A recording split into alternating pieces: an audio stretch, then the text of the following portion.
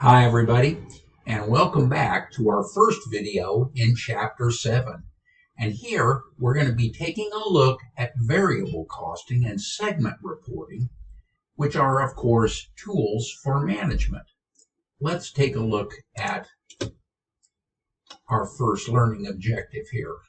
We're going to explain how variable costing differs from absorption costing, which we did a little bit in Chapter 6, and compute unit product costs under each method. Here, there are three simplifying assumptions.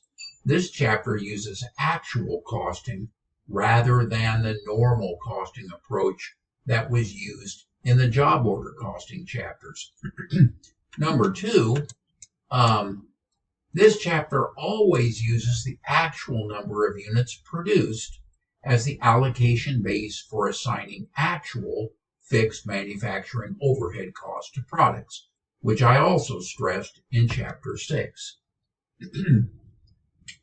And number three, this chapter always assumes that the variable manufacturing cost per unit and the total fixed manufacturing overhead cost per period remain constant. Okay, so if we do an overview of our variable and absorption costing, very similar to Chapter 6, here are product costs for variable costing, are direct materials, direct labor, and variable manufacturing overhead. And the period costs are our fixed manufacturing overhead, our variable selling and administrative expenses, and our fixed selling and administrative expenses. A little different there. Now, under absorption costing, we have our direct materials, direct labor, variable overhead, and fixed overhead with the variable selling and administrative expenses and the fixed selling and administrative expenses shown as period costs. Okay, now, which method will produce the highest values for work in process and finished goods inventories? Alpha, absorption costing Bravo, variable costing Charlie. They produce the same value for these inventories. And Delta, it depends. Okay, the answer is going to be absorption costing. That's because in absorption costing, if you produce a items that we produce less or more than what we sell, then we're going to have a difference in inventory here. So let's see what we got. So our unit cost computations then. Harvey's company produces a single product with the following information. It has the number of units produced annually at 25,000 units. We have variable cost per unit. We have direct materials, direct labor, and variable manufacturing overhead at $10, but we also have some variable selling and administrative expenses of $3. Our fixed costs, pure fixed costs, are manufacturing overhead, $150,000, and selling and administrative expenses of $100,000. So our unit product cost is determined by our absorption costing. That's going to be direct materials, direct labor, and variable manufacturing overhead, plus the $150,000 of fixed manufacturing overhead divided by what we produced, which was $25,000. Not what we sold, but what we produced. And that gives me $6 of fixed manufacturing overhead per unit. So my unit product cost is $16. Under variable costing, we only have direct materials, direct labor, and variable manufacturing overhead, and fixed cost is shown below the contribution margin line. All right. So under absorption costing, all production costs, variable and fixed, are included when determining unit product cost. Under variable costing, only the variable production costs are included in product costs. So that should be pretty much of a review at this point in time. Here, we're going to prepare our income statements using both variable and absorption costing. So, let's assume the following additional information for the Harvey Company. 20,000 units were sold during the year at a price of $30 each. There is no beginning inventory. So now let's compute net operating income using both absorption and variable costing. I think we're going to find that they come up with the same number at the bottom line because we sell the same as we have produced. So here is our variable costing side, and here is our variable costing here. So our sales is $600,000. Our variable cost of goods sold is $20 times $10, and the variable selling and administrative costs are $60,000, a total of $260,000 of variable expenses, which leaves me with $340,000 of contribution margin. Then we deduct our pure fixed costs, manufacturing overhead, $150,000, and our fixed selling and administrative expenses of $100,000, leaving me $250,000.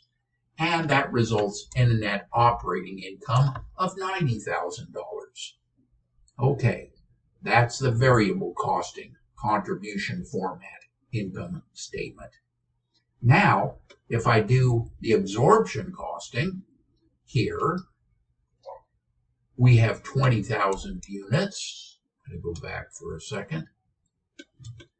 20,000 units, same calculation here as we did for variable costing. And we have $320,000.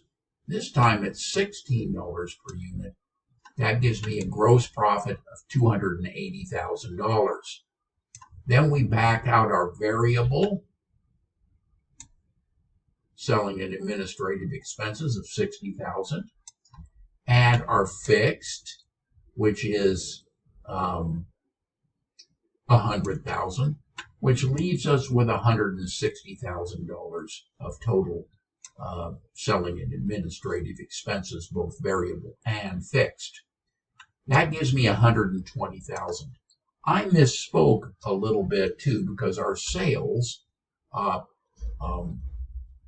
we produced, instead of 25,000 units here, we sold 20,000 units. We sold less than what we produced. So that's going to result in our variable costing statement resulting in less operating income, 90,000 versus the 120,000. Because this $5,000 difference between 20,000 units that we sold and $25,000 that we produced, we have fixed manufacturing overhead deferred or hidden in inventory, and that's 5,000 units times the $6 of fixed overhead per unit, leaving me $30,000 difference, the difference between 90,000 and 120,000. Okay, now we're going to reconcile the variable costing and absorption costing, net operating incomes, and explain why the two amounts differ. And I think I already sort of started to do that here. So here is our absorption costing. Here's our $120,000 of fixed manufacturing expenses. Our ending inventory is 80,000 units. That's the $30,000 of fixed manufacturing expenses that was deferred in ending inventory, plus the variable manufacturing expenses. And that gives me a total of $400,000. Now, the variable manufacturing expenses under variable costing is only $200,000. It does not include this $120,000 of fixed manufacturing expenses. But what we do have is a period expense of $150,000, where we have our variable manufacturing expenses and our fixed manufacturing expenses totaling $150,000 here. Okay, so that takes us to our reconciled total of $400,000. I think you can see that relatively clearly, and we shall go from there. Okay, now we can reconcile the difference between absorption costing and variable costing income as follows. We had the $90,000, as you'll remember, the variable costing net operating income of $90,000 here. And we added the fixed manufacturing overhead costs, deferred in inventory. There's the 5,000 units times the $6 per unit fixed overhead per unit based on what we produced to get that $6. And here's that calculation, by the way, just to refresh your memory. 150,000 divided by 25,000 gives me $6 per unit. Okay. And that is the difference between our variable and absorption costing net operating income. All right. So now we can look at some extended comparisons of the income data a little bit. Here's the number of units that we produced. Here's the number that we sold. Now we're going to sell more than we produce. And we will have in beginning inventory 5,000 units, but ending inventory will be eaten up during the month.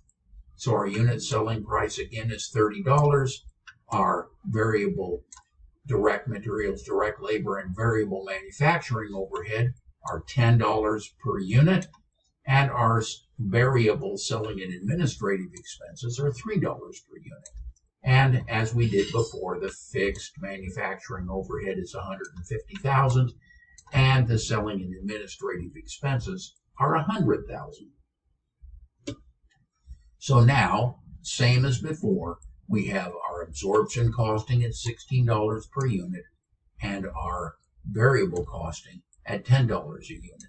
Again, we're basing the fixed overhead of $6 per unit on what we produce, not what we sell. So since the variable cost per unit, the total fixed cost, and the number of units produced remain unchanged, the unit cost computations also remain unchanged, as I think you can see easily from this chart. Okay, now if I look at variable costing, here's my sales, here's my variable costs at $10 per unit, 30,000 units that we sold, 300,000. We also have some variable selling and administrative expenses at $3, so that's 90,000. And our variable expenses are 390,000. So our contribution margin is 510,000. We have some fixed expenses here for manufacturing overhead and fixed selling and administrative expenses. And that results in $260,000 of net operating income. Now, when I look at absorption costing, you can see that if I work through these same calculations, we find that net operating income is $230,000, which is $30,000 less than the $60,000. That, of course, is explained by using up or releasing the 5,000 units in beginning inventory at $6 fixed cost per unit, or $30,000. That looks like a good place for us to stop this video, and when we return, we'll look at reconciling the difference. Until that time, bye for now.